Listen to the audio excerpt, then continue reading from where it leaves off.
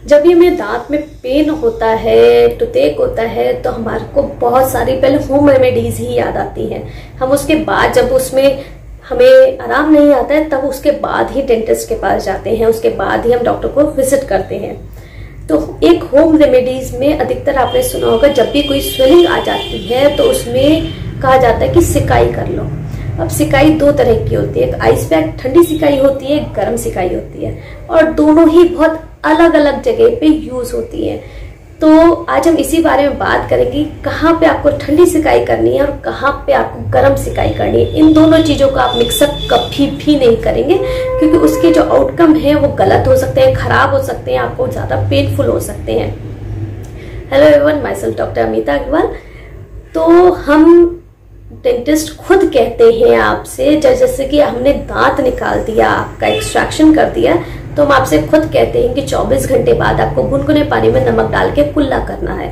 वो हम इसलिए कहते हैं क्योंकि जो भी चीज आप गरम आइस पैक, कोई भी चीज आप गरम यूज करेंगे अगर, तो उससे क्या है, वहां की ब्लड सप्लाई बढ़ जाती है, जिसकी वजह से हीलिंग बहुत जल्दी होने लगती है।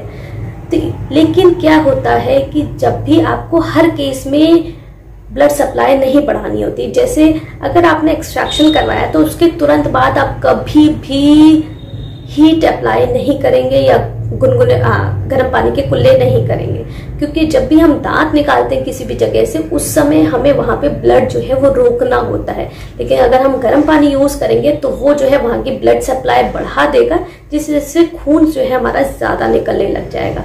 तो सबसे पहले जब भी हमारा दांत निकलता है तो सबसे पहले हम ठंडा यूज करने के लिए कहते हैं। वो इसीलिए कि जब आप ठंडा यूज करेंगे तो वहां की वेसल्स जो है कंस्ट्रिक्ट हो जाएंगे, वहां की ब्लड सप्लाई जो है वो कम हो जाएगी और खून जो है बहुत जल्दी से रुक जाएगा। लेकिन जैसे ही खून रुक गया, 24 घंटे हमने उसे दे दिए, तो उसके बाद ही आप गुनगुने पानी से कुल्ला करें, जिससे कि अब जो है हीलिंग हमें फास्टर करनी है।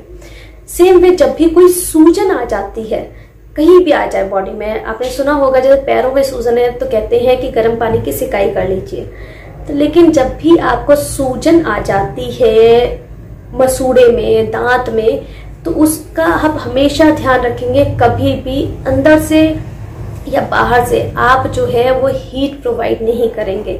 स्पेशली बाहर से आप कभी भी हीट प्रोवाइड नहीं करेंगे, कभी भी सिकाई नहीं करेंगे।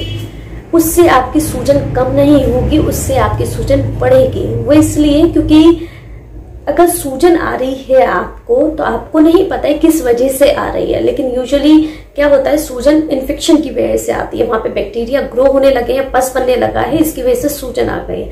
जब भी आप गर्म पानी से उसकी सिकाई करेंगे, गर्म चीज से उसकी सिकाई करेंगे, तो वहां पे ब्लड सप्लाई जैसे ही बढ़ेगा वैसे ही बैक्टीरिया और तेजी से बढ़ने लग जाएंगे, वैसे ही इन्फेक्शन और ज्यादा तेजी से फैलने लग जाएगा। तो पता चला अच्छे की जगह आपको बुरा होना शुरू हो जाएगा। तो जब भी आपको सूजन आती है किसी भी जगह पे, तो सबसे पहले आप विजिट करिए अपने डेंटिस्ट को। वो आपको बताएंगे कि आपको आइस पैक लगाना है या आपको हीट पैक लगाना है, आपको गर्म से सिकाई करनी है, ठंडे से सिकाई करनी है। ये चीज बहुत ही, मैंने कई बार देखा है, पेशेंट आता है तो वो सिकाई करके आया होता है, जिसकी वजह से स्वेलिंग बहुत ज्यादा पड़ जाती है। ये चीजें आप होम रेमेडीज जो है, अपने आप से सारी चीजें जरूरी नहीं है ठीक हो या आपको कोई दिक्कत क्रिएट ना करे, क्योंकि हम सोचते हैं कि सिकाई करना जो है होम रेमेडी है, वो ठीक नहीं करेगा तो खराब भी नहीं करेगा। लेकिन हीट पैक और जो कोल्ड पैक है वो बहुत सोच समझ के लगाया जाता है। हर जगह आप हीट पैक या कोल्ड पैक नहीं लगा सकते। तो होपफुली ये जानकारी जो है आप इसे ध्यान में रखेंगे, और जब भी आपको सूजन आती है तो सबसे पहले आप विजिट देंगे अपने डेंटिस्ट को। आप अपने आप से हीट पैक या कोल्ड पैक नहीं लगाएंगे किसी की भी सुन के। अगर कोई क्वेरी है, कोई क्वेश्चन है आपके मन में, तो आप मुझे पूछ सकते हैं, मैं कोशिश करूंगी उसका रिप्लाई करने की। मिलेंगे नेक्स्ट वीडियो में एक नए टॉपिक के साथ, तब तक के लिए बाय बाय, टेक केयर।